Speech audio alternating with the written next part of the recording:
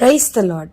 ఈరోజు వాక్య భాగం కీర్తనల గ్రంథం 113వ అధ్యాయం 8వ వచనం.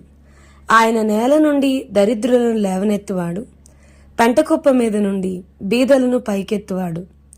ఈరోజు ఈ వాక్య భాగం ద్వారా దేవుడు మనతో మాట్లాడుతూ ఉన్నారు. ఈ కీర్తనల గ్రంథం 113వ అధ్యాయం 8వ వచనం కనుక మనం చూస్తే, పెంటకుప్ప మీద నుండి బీదలను పైకెత్తువాడు అని వాక్యం చాలా స్పష్టంగా మనతో మాట్లాడుతోంది. దేవుడు ఈ వాగ్దానాన్ని మన జీవితాల్లో నెరవేర్చడానికి ఇష్టపడతా ఉన్నారు.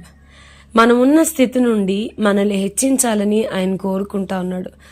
ఉన్నతమైన శిఖరాల మీద మనల్ని కూడా కూర్చొని పెట్టాలని మన నిన్నటి దినాన మనం చూస్తూ వచ్చాం. నీవు యెహోవా యందు ఆనందించదువు, దేశం యొక్క ఉన్నతమైన స్థలముల మీద నేను నిన్ను కూర్చుండబెట్టేదను అని ఆయన చాలా స్పెసిఫిక్గా చెప్తూ వచ్చారు. దేవుడు మనల్ని హెచ్చించాలనుకున్నారు. మనం ఉన్న స్థితి నుండి మనల్ని ప్రమోట్ చేయాలి అని అనుకుంటా ఉన్నారు.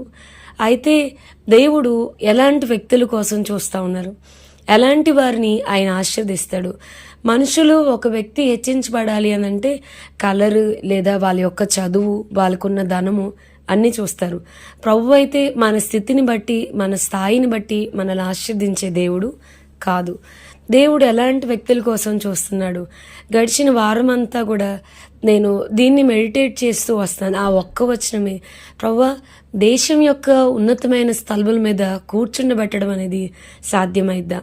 మాలాంటి సాధారణ వ్యక్తులు దేశం యొక్క ఉన్నతమైన స్థలముల మీద కూర్చోగలరా? పెంటకుప్ప మీద నుండి నువ్వు బీదల్ని పైకి లేవనెత్తుతున్నావు. ఇది ఎలా జరుగుతుంది?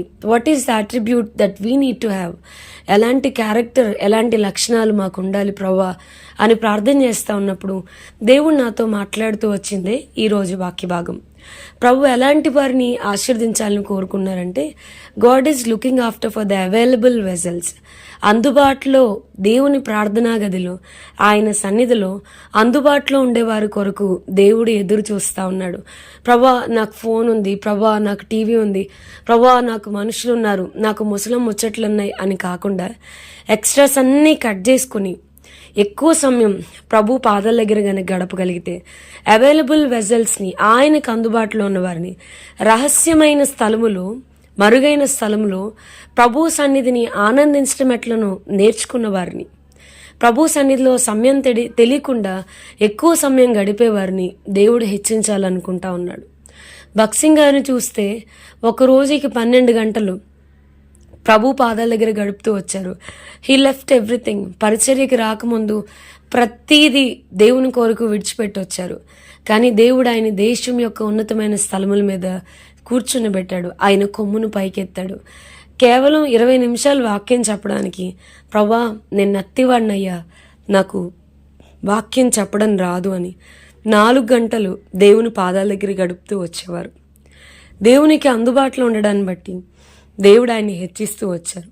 మన జీవితాల్లో కూడా దేవుడు మన పితరులకు మించి మనల్ని విస్తరింప చేయాలి అని అంటే, మనం ఉన్న స్థితి నుండి మనం ఉన్నతమైన స్థితికి వెళ్ళాలి. మనల్ని చూస్తున్న వారు అసలు వీళ్ళు ఎంతగా హెచ్చించబడ్డానికి, వీళ్ళకే ఆ ఉద్యోగం రావడానికి, వీళ్ళనే ఆ స్థితిలో ఉంచడానికి గల కారణం ఏంటి అని వెతుక్కునేంతగా మనం ఉండాలి అని అంటే దేవునికి అందుబాటులోనికి రావాలి. ఎవరైతే రహస్య స్థలముల్లో ఎక్కువ సమయాన్ని గడపడం నేర్చుకుంటారో, దేవుని సన్నిధిలో ఎక్కువ సమయాన్ని గడపడం నేర్చుకుంటారో, దేవుడు వారిని ఆటోమేటిక్గా హెచ్చించడం మొదలు పెడతారు. ప్రియమైన వార్లరా, మన ప్రార్థన అవసరతను బట్టి డ్రివెన్ అయ్యే ప్రార్థనగా ఉండకూడదు. అవసరతను బట్టి నడిపించబడే బండిగా మన ప్రార్థనా జీవితం ఉండకూడదు.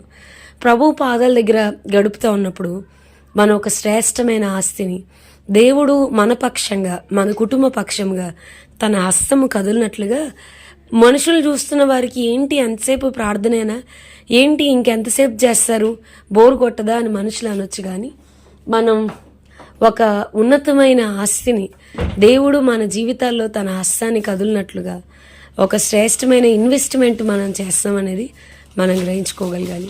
So will you be that available vessel?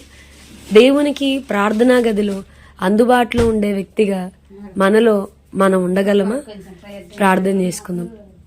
ప్రభువా, ఈరోజు వాక్య భాగం ద్వారా మీరు మాతో మాట్లాడినందుకు వందనాలు. వాక్యం వింటున్న మా ప్రియులైన వారిని అందరినీ దీవించి ఆశీర్వదించమని యేసు నామమున అడిగి వేడుకొంచున్నాం తండ్రి. Amen. God bless you and have a blessed day.